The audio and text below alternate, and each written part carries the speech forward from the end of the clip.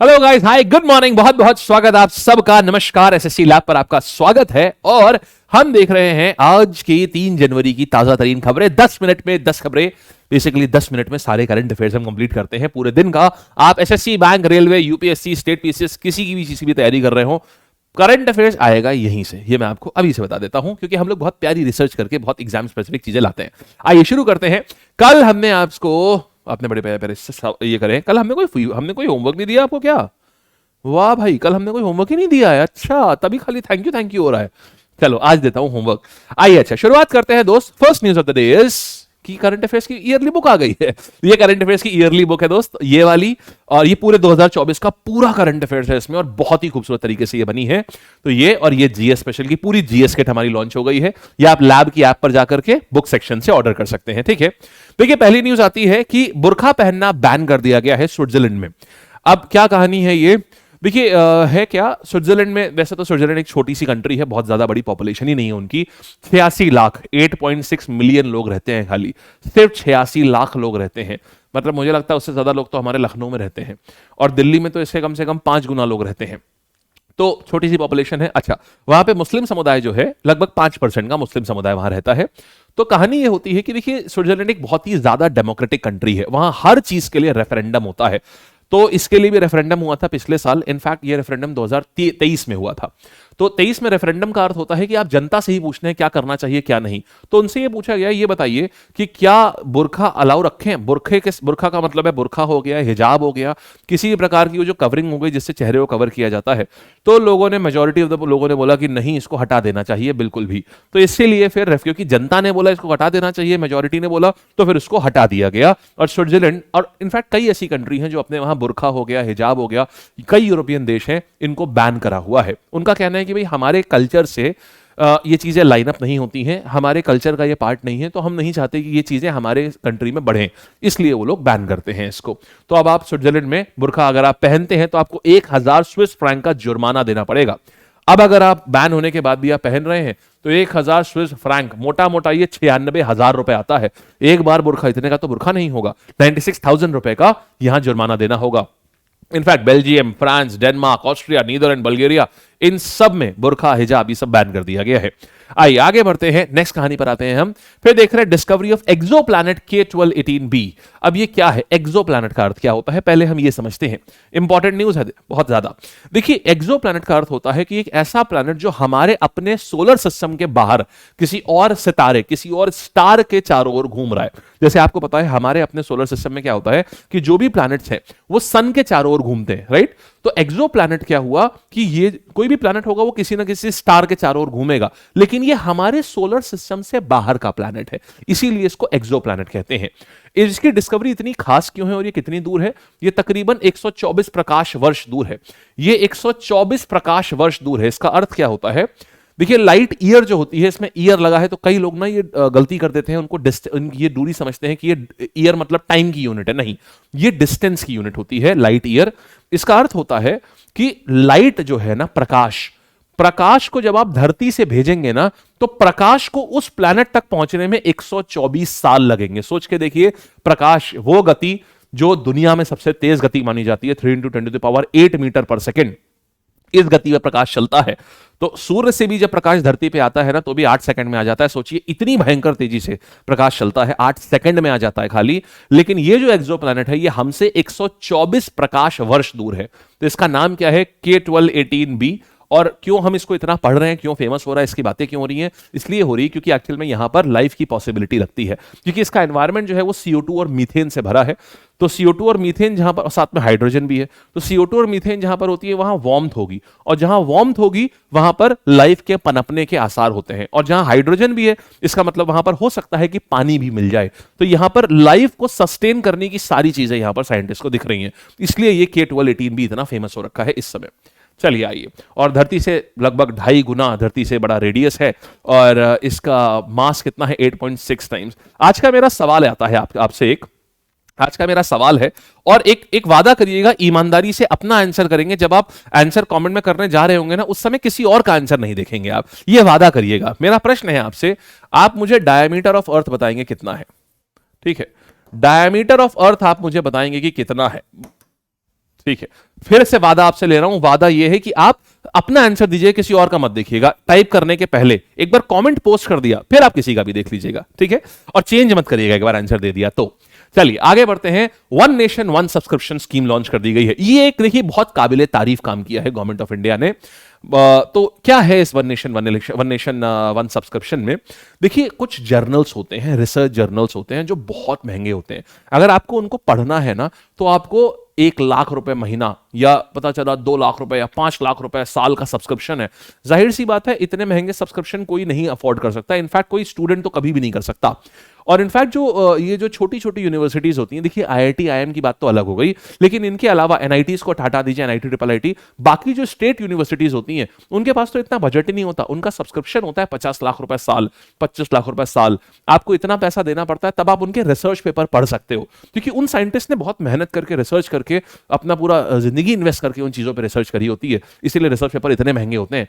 तो भारत सरकार ने क्या किया है, $1 बिलियन के बजट के साथ में, तकरीबन $1 बिलियन से थोड़ा सा कम है, तकरीबन 6,000 करोड़ रुपए के 6,000 करोड़ रुपए के बजट के साथ में सरकार ने क्या किया, वो सारे सब्सक्रिप्शन खुद खरीद लिए और उसके बाद क्या किया, उसको फ्री कर दिया किसी के यूज के लिए भी, कि अब सरकार ने ले लिए हैं। और यूजीसी के थ्रू एक उन्होंने पोर्टल बनवाया है इंटरनेट लाइब्रेरी का।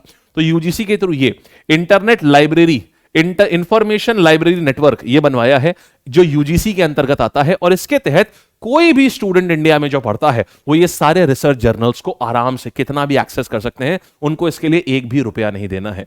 तो ये भारत में रिसर्च को इतना प्रमोट करेगा और ये स्टूडेंट्स के लिए, यूनिवर्सिटीज के लिए, प्रोफेसर्स के लिए ये एक बहुत बड़ी चीज कर दी है। ये है वन नेशन वन सब्सक्रिप्शन। ठीक है, आइए आगे बढ़ते हैं। प्रधानमंत्री फसल बीमा योजना कंटिन्यू होगी 2025-26 के लिए भी। देखिए क्या योजना है ये, इसको समझिएगा। देखिए अगर मान लीजिए कोई किसान है, इसका सम इंश्योर्ड का अर्थ होता है कि आपकी जितनी भी फसल है आपने उसका कितने रुपए का बीमा करा रखा है। तो जैसे सम इंश्योर्ड, मान लीजिए 50,000 रुपए का सम इंश्योर्ड है कि अगर उस किसान की फसल को कुछ नुकसान होता है तो 50,000 रुपए इंश्योरेंस कंपनी उसको देगी। लेकिन इसके एवज में एक प्रीमियम देना पड़ता है आपको, हर साल थोड़ा थोड़ा पैसा आप देते हैं कि भाई ये प्रीमियम है इसका, और सम इंश्योर्ड का ये प्रीमियम है, ये जो है ये आदमी देता रहता है। तो अब इस स्कीम के तहत क्या होता है, ताकि किसान ज्यादा से ज्यादा किसानों को एक सेफ्टी मिली रहे कि भाई उनकी अगर फसल नष्ट हो जाएगी तो उन्हें ये नहीं सोचना होगा वो सुसाइड ना कर लें, अरे फसल नष्ट हो गई अब क्या करें, बीमा कंपनी उन्हें पैसा दे दे। तो सरकार ने ये नई स्कीम लेकर के आई थी। इसके तहत क्या था कि जो भी आपका सम इंश्योर्ड है उसका आपको मात्र 2% आपको खाली प्रीमियम देना है। जैसे मान लीजिए 2% कितना हो गया, इसका 2% होता है कितना, 1,000 रुपीज। ठीक है, तो 1,000 रुपीज। तो अब क्या है, आपको यानी किसान 1,000 रुपए देगा मात्र, बस। और अब जैसे मान लीजिए इसका पूरे का प्रीमियम बैठता है 10,000 रुपए मान लो, ठीक है, तो इसमें से सिर्फ 1,000 किसान देगा और बाकी पूरे 9,000 रुपए सरकार देगी उसको। ये 9,000 रुपए केंद्र और राज्य में इक्वली बटा हुआ होता है, 4.5 केंद्र सरकार, 4.5 राज्य सरकार।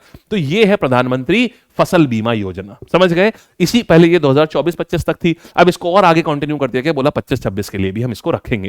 ये बहुत बड़ी योजना है और इसमें सरकार का बहुत पैसा भी खर्च होता है, इसमें कई हजार करोड़ का है। ये देखिए लगभग 70,000 करोड़ रुपए सरकार का इसमें खर्च होगा। ये किसानों के लिए करती है ताकि किसान आत्महत्या वगैरह ना कर ले। छोटा सा होमवर्क आपके लिए, प्रधानमंत्री फसल बीमा योजना कब लॉन्च हुई थी ये आपको बताना है। अच्छा अब एक चीज और समझिएगा, इसमें कैसे कितना कितना रहता है, मतलब जो क्रॉप का जो प्रीमियम होता है वो कैसे होता है, ये अलग अलग तरीके से चलता है। जैसे अगर मान लो खरीफ क्रॉप है, ठीक है, खरीफ क्रॉप है, जो खरीफ क्रॉप वो होती है जो पानी जब मानसून होता है ना, मानसून के पहले लगाई जाती है, उसके लिए क्या है 2%। जो राबी क्रॉप है, मतलब किसान 2% देगा। जो राबी क्रॉप है जो सर्दियों में लगाई जाती है, उसके लिए किसान को 1.5% प्रीमियम देना है। और अगर कोई कॉमर्शियल क्रॉप है, जैसे मान लो चाय, कॉफी और काजू कॉमर्शियल क्रॉप है, या हॉर्टिकल्चर मानो फूल की कोई फसल है, तो उस केस में कितना होगा 5%, बस। ये 3 कैटेगरीज में, 3 कैटेगरीज भी एग्जाम में बहुत आती है, बताओ कितनी कैटेगरी में इनसे लिया जाता है। ठीक है, आइए आगे बढ़ते हैं।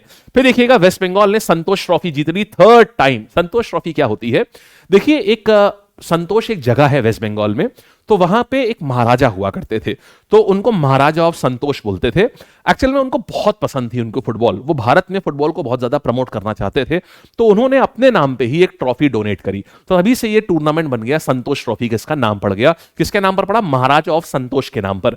तो अब ये बहुत पुराना टूर्नामेंट है, माने ब्रिटिशर्स के टाइम से ये खेला जा रहा है। और अब इसमें सबसे ज्यादा बार कौन जीता है? वेस्ट बंगाल। अब 33rd टाइम ये जीत गया है। कैसे होता है? जैसे आपने क्रिकेट में देखा है रणजी ट्रॉफी होता है, रणजी ट्रॉफी में अलग अलग राज्य आपस में कॉम्पीट करते हैं, अलग अलग राज्यों की टीम होती है, बिल्कुल वैसे ही यहां पर भी टीम होती है, गोवा की टीम होगी, महाराष्ट्र की टीम होगी। तो इसमें सबसे ज्यादा बार आज तक जीता भी कौन है? वेस्ट बंगाल। और इस बार तो इन्होंने अपनी 33rd ट्रॉफी जीती इन्होंने, ठीक है। तो 1941 के समय पर ऑल इंडिया फुटबॉल फेडरेशन ने शुरुआत करी थी ये, और उनका नाम था सर मानिक संतोष। ये राजा महाराजा थे संतोष के। चलिए आगे बढ़ा जाए, समझ गए किसने जीता और ट्रॉफी का नाम कैसे पड़ा। फिर देखते हैं, अच्छा ये हमारा टेलीग्राम है, इसको जरूर ज्वाइन कर लीजिएगा। इसमें बहुत प्यारी प्यारी पीडीएफ्स और इंपॉर्टेंट इन्फॉर्मेशन वगैरह, फ्री बुक्स वगैरह, ये सब हम यहां पर देते हैं, ठीक है। फिर देखिए सूर्य किरण मिलिट्री एक्सरसाइज। सूर्य किरण किसके साथ हो रही है? नेपाल के साथ में। ऐसे याद रखो, सूर्य की किरण आती कहां से है? ईस्ट की दिशा से आती है, और हमारे नॉर्थ ईस्ट डायरेक्शन में ही कौन है? नेपाल है। तो सूर्य किरण एक्सरसाइज कहां से होगी? ये आएगी हमारी नेपाल की। नेपाल और अभी क्यों सुर्खियों में था? क्योंकि नेपाल ने अपने वहां पर रेनबो टूरिज्म को अलाउ कर दिया है। रेनबो टूरिज्म का अर्थ क्या होता है? रेनबो टूरिज्म का मतलब होता है कि जो भी लेस्बियन, गे, बाइसेक्सुअल, ट्रांसजेंडर, ये वहां पर आराम से आ सकते हैं, और उनको प्रमोट करता है नेपाल कि आप लोग आइए हमारे वहां, हम आपके लिए बहुत सेफ टूरिज्म हम आपके लिए क्रिएट कर रहे हैं। इसके लिए नेपाल बहुत न्यूज में रहा था, और ये जरूर पूछेगा बताओ कौन सी कंट्री है वो जो रेनबो टूरिज्म जो कि लेकर के आई है।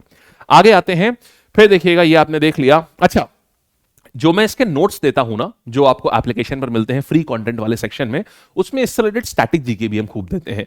प्लीज मेक श्योर आप उसको बहुत अच्छे से पढ़ा करिए, क्योंकि उसमें स्टैटिक जीके जो होती है ना, तो यहाँ के प्रेसिडेंट का नाम क्या है, प्राइम मिनिस्टर का नाम क्या है, ये सारी चीजें रहती हैं, वो बहुत खास होती हैं, वो उसको जरूर से एक रीडिंग दिया करिए।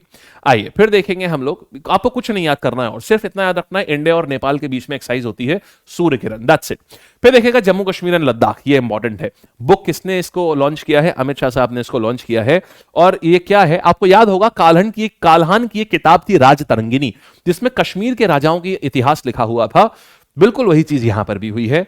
तो पिछले 3000 साल का इतिहास जो है जम्मू कश्मीर और लद्दाख का, वो पूरी इतिहास इस किताब में लिखा हुआ है, Jammu Kashmir and Ladakh through the ages. 3000 साल की पूरी हिस्ट्री है, ये अमित शाह साहब ने इसको लॉन्च किया है। तो mister Amit Shah release the book title Jammu Kashmir and Ladakh through the ages, Nai Delhi में 2 जनवरी को इन्होंने करा है। 3000 साल की पूरी हिस्ट्री जो है ये डिस्क्राइब करती है। आइए अच्छा आगे बढ़ते हैं, आइए सवाल देखते हैं। कह रहा है बताइए one nation one subscription scheme का बजट क्या है? हमने बताया 1 बिलियन थोड़ा सा कम, 6000 करोड़ का है ये, 3 साल के लिए है ये। फिर आते हैं प्रधानमंत्री फसल बीमा योजना कब आई थी? यही तो आपको होमवर्क दिया गया है, यही तो आपको होमवर्क दिया गया है, यही है आपका होमवर्क, ठीक है। आइए और आगे आते हैं। मेन ऑब्जेक्टिव बताइएगा वन नेशन वन सब्सक्रिप्शन का क्या है? यूनिफॉर्म इंटरनेट फैसिलिटी देना। वन नेशन वन सब्सक्रिप्शन योजना का मुख्य उद्देश्य क्या है? सभी राज्यों को एक समान इंटरनेट सुविधा देना, ये हो गया। या फिर छात्रों और शोधकर्ताओं को अंतरराष्ट्रीय जर्नल्स तक पहुंच प्रदान करना, बिल्कुल सही बात है, यही इसका उत्तर है। फिर डिस्टेंस K12 18B की बात कर रहा है, नासा का जेम्स वेब टेलीस्कोप है जिसने इसको देखा है। तो क्या कहता है कितनी दूर है ये? तो ये है 124 प्रकाश वर्ष दूर, 124 लाइट ईयर दूर है। फिर देखेंगे वन नेशन वन सब्सक्रिप्शन योजना का संचालन कौन करेगा? तो संचालन कौन करेगा? यूनिवर्सिटी ग्रांट्स कमीशन यानी यूजीसी करेगा, ये हो गया। फिर देखिएगा बजट कितना है प्रधानमंत्री फसल बीमा योजना का? 69,000 करोड़ रुपीस इसका बजट है, ये प्रधानमंत्री फसल बीमा योजना का। संतोष ट्रॉफी का पहला विजेता कौन था? तो यहां पर सबसे पहले आएगा, मैं आपको बताता हूं, जो इनफैक्ट ये सवाल इंपॉर्टेंट ये है कि इस साल कौन है, पहला पूछ लिया है तो बता देता हूं, ये वेस्टर्न इंडिया फुटबॉल एसोसिएशन ये हुआ करती थी, ये पहली विनर थी संतोष ट्रॉफी की। संतोष ट्रॉफी कहां की होती है? वेस्ट बंगाल है। तो वेस्ट बंगाल क्या बेसिकली मतलब सबसे ज्यादा बार जीता वेस्ट बंगाल है, इसमें 33rd टाइम जीता है वो। किसके नाम पर पड़ा? महाराजा ऑफ संतोष के नाम पर पड़ा। भारत नेपाल की जो सूर्य किरण सैन्य अभ्यास है, ये किस जगह पर हो रहा है? भारत और इनका सूर्य जो है ये किस जगह पर हो रहा है? देखिए एग्जामिनेशन में ना अगर कोई बहुत मल्टीलैटरल एक्सरसाइज है ना, तो आपको जगह की आवश्यकता होगी, अन्यथा आप ना सिर्फ ये देख लेंगे बस, दैट्स इट, कि भारत नेपाल के एक्सरसाइज को क्या बोलते हैं। अगर कोई मल्टीलैटरल है जिसमें 50 देश 20 देश ऐसे हैं, तो जगह सिर्फ उनकी देखिएगा, दैट्स इट बस। चलिए Jammu Kashmir and Ladakh through the ages पुस्तक का विमोचन किसने किया? मनमोहन सिंह साहब ने, नरेंद्र मोदी, अमित शाह, राजनाथ सिंह। आंसर हमारे पास आ जाएगा श्री अमित शाह जो हमारे होम मिनिस्टर हैं। फिर कौन सी एक्सरसाइज सूर्य किरण स्टार्ट कब हुई थी? अगेन नॉट इंपॉर्टेंट, छोड़ दीजिए इसको। फिर सर आप सवाल क्यों रखा आपने? ये हमने सवाल इसलिए रखा है इसको कि जैसे मिलिट्री एक्सरसाइज जब होती है ना, तो हम क्या करते हैं, हमारा एक सेट है कि 3 चीजें हम उसमें से निकालते हैं और फिर दो चीजें एलिमिनेट कर देते हैं, देखते हैं क्या वो मल्टीलैटरल एक्सरसाइज है, दिखता है नहीं वो मल्टीलैटरल एक्सरसाइज नहीं है, तो उसको एलिमिनेट कर देते हैं। सिर्फ मल्टीलैटरल एक्सरसाइज में आपको देखना होता है कि वो कहां कब शुरू हुई है और दूसरा वो कहां पर हो रही है। That's it. तो that's it for it today guys. ये थे आपके सारे न्यूज, आपने सारी चीजें देख ली, सूर्य किरण से लेके वन नेशन वन सब्सक्रिप्शन देख लिया आपने, प्रधानमंत्री फसल बीमा योजना आपने फसल बीमा योजना देख ली, वन नेशन वन सब्सक्रिप्शन देख लिया आपने, और हम लोगों ने क्या देखा, संतोष ट्रॉफी देख ली हम लोगों ने, और स्विट्जरलैंड ने बुरखा बैन किया है ये देख लिया हम लोगों ने, फिर किताब का विमोचन देख लिया हम लोगों ने। So these are all the important news. आज के लिए इतनी ही इंपॉर्टेंट न्यूज है, इसके अलावा आपको कुछ इंपॉर्टेंट न्यूज नहीं पढ़नी है, जितना हमने बता दिया वही इंपॉर्टेंट है। और जो खेल मंत्रालय के जो अवार्ड्स हैं, जैसे जो अभी कल ही मेजर ध्यानचंद ये आपका मेजर ध्यानचंद खेल रत्न अवार्ड मिला है, तो ये 4 लोगों को मिला है। इसको हम कल कवर करेंगे, हमने शॉर्ट्स के माध्यम से कवर करा दिया था, फिर इसको हम डिटेल में एक बार स्टडी करके बढ़िया से ढूंढ के कि एग्जाम के लिए क्या इंपॉर्टेंट है, उसको हम कल के न्यूज में कवर करेंगे। ठीक है जी, thank you, bye bye, tata, take care, all the best.